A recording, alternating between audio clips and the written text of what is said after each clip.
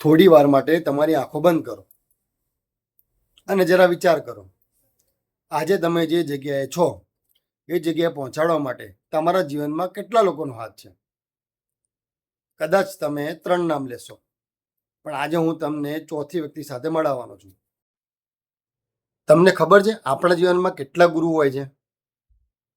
મોટા ભાગના લોકો 1, 2 કે 3 નામ લેશે, પણ સાચો જવાબ કંઈક અલગ જ છે. ચાલો પહેલા એક વાત સમજીએ.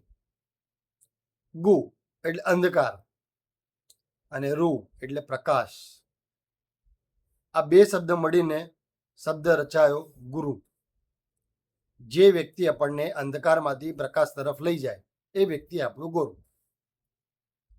મનુષ્યના જીવનનો સૌથી પહેલો ગુરુ એટલે એની માતા, જે એને પહેલો શ્વાસ આપે છે અને એના સંસ્કારોનું સિંચન કરે છે.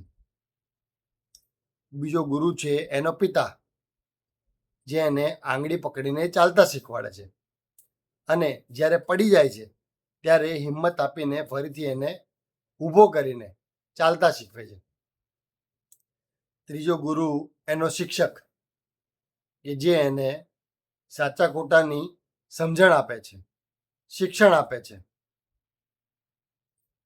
પણ એક એવો ચોથો ગુરુ છે જેને આપણે ભૂલી જઈએ છીએ. આખી સૃષ્ટિનો સર્જનહાર, જે જીવનમાં આવતી દરેક પરિસ્થિતિ, દરેક મુશ્કેલી અને દરેક અનુભવ દ્વારા આપણને રોજ કંઈક ને કંઈક નવું શીખવતો રહે છે.